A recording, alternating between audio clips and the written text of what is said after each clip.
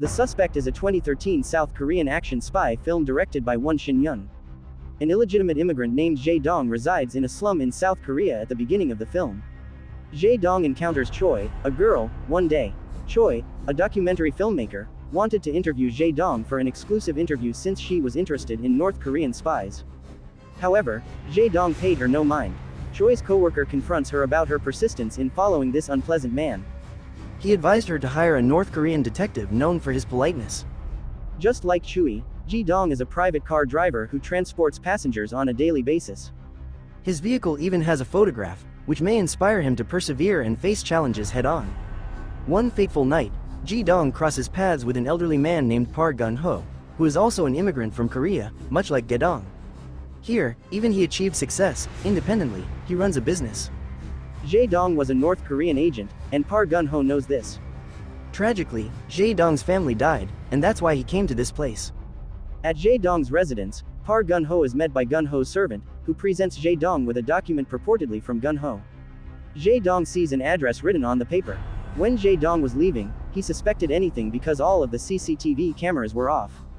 After that, a man came to Gun-ho's room and used sleeping gas and then stole his and also injected poison on his foot. But he learns that there is someone else in his room who is Jae-dong. He recognized that this individual is a South Korean agent. All these concerns are watched by the agent support team, which is the South Korean intelligence team under Company Kim. Then the intruder gets beaten by Jae-dong. Gung-ho, who is about to die, says to Jae-dong to bury his eyeglasses because these are very important and should not fall into the hands of an innocent person. On the other hand, the spy team reports the incident to the police, and soon, the police officers come to the scene. But the police officers, without thinking much, try to kill Jae-dong. Obviously it was with the spy team, but Jae-dong runs away from them. Company Kim smiles and watches Jae-dong from the van, and he was making plans. He kills the servant in Gung-ho's house, and we found that Kim is with a South Korean spy agency. Then Kim phones a person named Min-soo, a military officer, and sets up that Jae-dong murders this man, but they didn't believe it.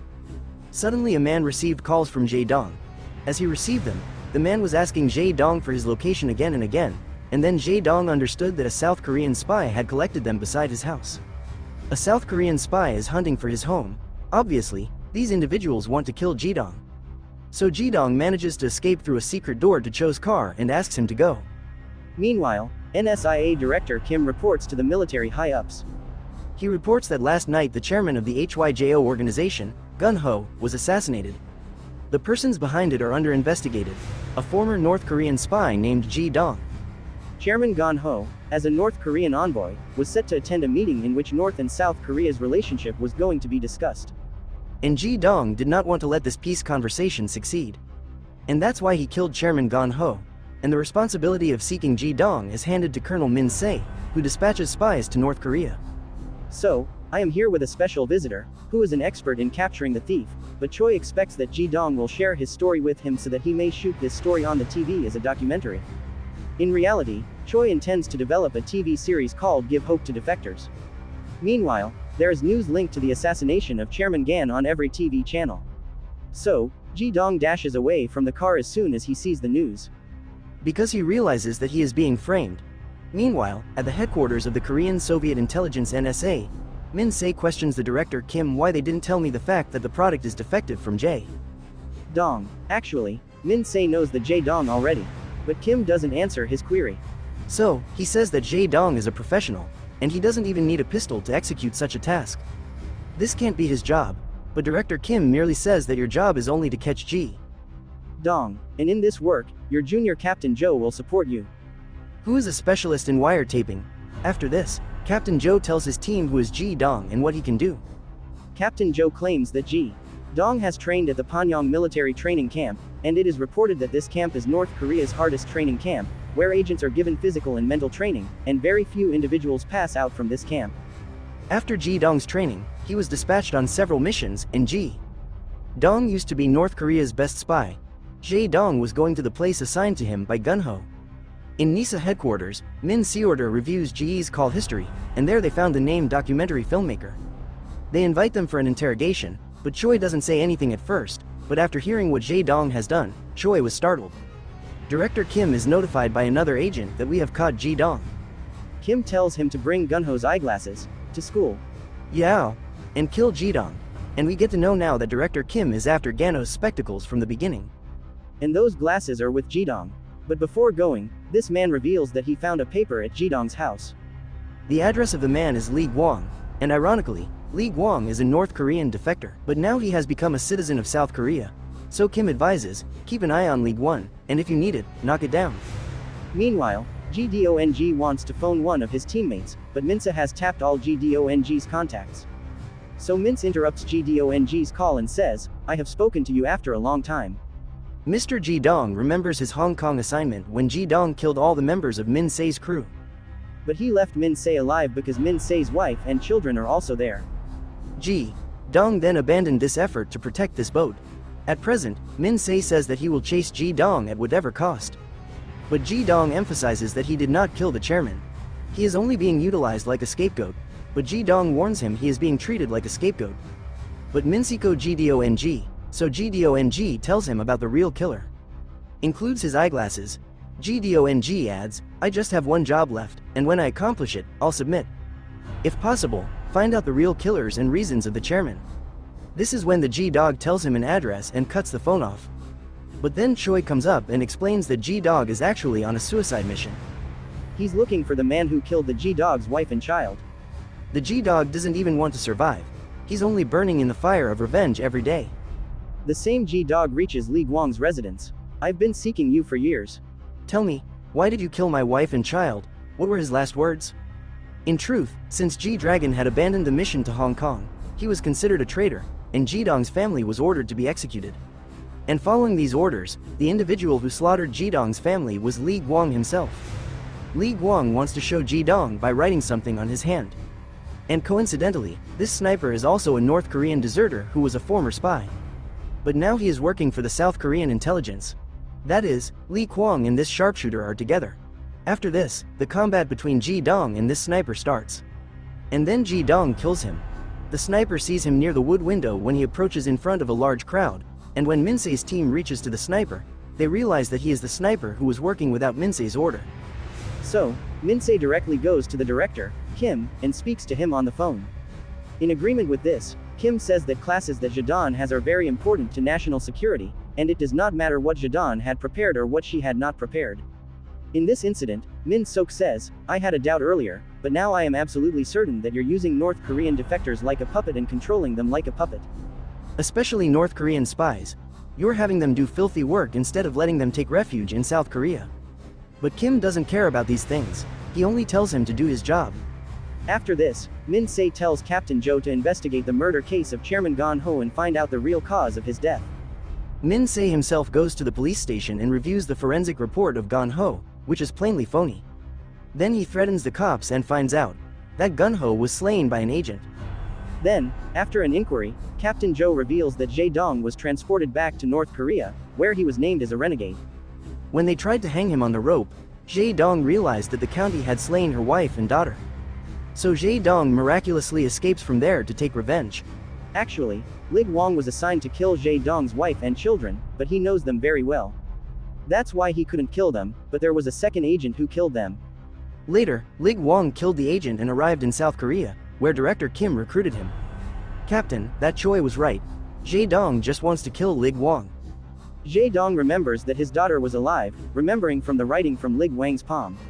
Now Jae Dong has a new objective to find his daughter. Ji Dong will kill everybody who comes in his way. After this, Ji Dong phones Ms. A and tells her to seek Lig Wang, and in return I would be given the glasses. But Ms. A rejects him. But Gongan says that there is some mystery buried in those spectacles. North and South Korean countries are after them, as the captain finds out that Choi is genuinely investigating Director Kim's misdeeds.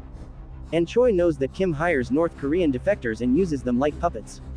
And Kim also tried to hire Ji-dong, but he was unsuccessful in this. And that's why Choi sought Ji-dong so that he could uncover all these truths. Min Sik quickly finds out that Director Kim is working for his personal goal instead. Whereas, Ji-dong meets Choi and shows her that there is a chemical weapon recipe in the eyeglasses of Gun Ho. And behind this formula, North Korea and South Korea are both countries. And Choi records all this with her camera. And Choi also takes Ji-dong's statement that he did not kill Gun Ho and his slaves. After this, Choi makes Ji-dong feel that she will get rid of all the bogus charges against Ji-dong. At the same time, when director Kim finds out that Lee Gwang has notified Ji-dong that his daughter is still alive, he gets very upset and says to Lee Gwang that if you want to see your family alive, then you have to kill 3 people, and those 3 people are Ji-dong, Choi, and Colonel Min-se. As a support, the agent takes the chemical weapon formula and leaves the city. When Lee Gwang was going to kill Choi, Ji-dong came here, and a heated fight erupts between them. But Ji-dong takes Lee Gwang to his room, heavily hurt. He says that Jae-dong's daughter is alive. He rescues her, and Kim sells his daughter, and he is sad, for he has no big desire. He just wanted to live. Here Min-se finds the forensic report of Gun-ho that Jae-dong didn't kill him but director Kim did. Director Kim orders to manhunt Jae-dong. Jae-dong finds Choi and tells her that if you want to stay alive, come with me. So Choi agrees and tells Min-se that Jae-dong's kid is alive, but director Kim has sold her somewhere in China. But then Min-se gets a call from Captain Jo, who states that director Kim and Chairman Gun-ho were in communication for a long time. And director Kim understood that Gun-ho was studying a chemical weapon. So director Kim was jealous, and he wants to sell the chemical formula for a large value. On the other side, the manhunt begins to catch Jae-dong. He runs, eventually trying to escape from them. The thief who stole the formula reaches Kim. Kim smilingly commands to kill Jae-dong, and anybody he talks with doesn't matter if it's a friend or foe. Then the thief was going for Jae-dong in a car and wrecked his car with Jae-dong. In that incident, Jae-dong safely fled, but the thief perished. After that, Jae-dong jumps to sea from a bridge. Choi and Mince reach a lab and try to find out what the chemical formula is. On the other hand, director Kim arranged for a buyer to sell the chemical formula. And he gives them the chemical formula, which was in the matchbox. When the buyer checks the formula, it turns out that this chemical formula is not from any chemical weapon. But this chemical formula is from a type of wheat fertilizer that can make wheat grow on any type of land. Just by looking at this formula's carbon structure, it looks like it is a chemical weapon. But this is not true. Actually, Gun-ho wanted to give this formula to North Korea so that the softness with immigrants increases and Min-se and Choi get to know about all this. When the buyer finds out the truth, he cancels the deal and gets director Kim out of his car. And now Kim is really upset, and he calls a traitor named Song in Gun-ho's firm and says that you tricked me. You said it was a chemical weapon, and because of you, I suffer a big loss. And you will pay for this loss. I demand 50 million. Otherwise, you'll die a very nasty death. After this, director Kim, brandishing a gun in front of the journalists, says this gun belongs to Ji-dong. He is the doer, but during this speech, Ji-dong reaches here. It's he is a hostage. Ji-dong asks director Kim about his daughter, but Kim doesn't give any answer. But then an agent comes here, and then the confrontation between the two begins. And at the same moment, Min-se also reaches director Kim, and he starts punching him extremely badly. But shortly Ji-dong is apprehended. Whose agent? Jae-dong kills the agent. When Mince was on the verge of death, director Kim pointed his gun at Mince, but suddenly the screen in front of him begins to start and there were showing that Cho found and proved the evidence in front of media that Jae-dong didn't kill Gun-ho and his servants. She also proved that director Kim killed them and was trying to frame Jae-dong. A man from Gun-ho's household was there. Mince take advantage of the diversion and sees the rifle from him. Jae-dong got there. Mince questions Kim about Jae-dong's daughter, but he claims that Jae-dong's daughter is dead, so Mince becomes upset and hand the gun to Jae-dong. After this, Jae-dong shoots Kim, and then he surrenders. But before departing, Jae-dong nods to Choi. That suggests he is grateful to Choi. Before leaving, Captain Jo offers a pen drive to Min-se and indicates that it holds the data that director Kim had deleted. And Captain Jo also offers a paper had the address of a Chinese gang to which Jae-dong's son was sold. After this, Min-se gives this address to Jae-dong. Obviously, he's getting revenge because Jin-dong left him alive in the case of Hong Kong. After this, Jin-dong reaches China, where he is being employed by the youngsters at a farm. These kids had Jin-dong's daughter, and seeing her, Jin-dong's eyes teared up, and somehow that girl recognized her dad. And later, the father and daughter had a nice reunion. After this, an enraged father cleans all the thugs. And with this, the movie ends.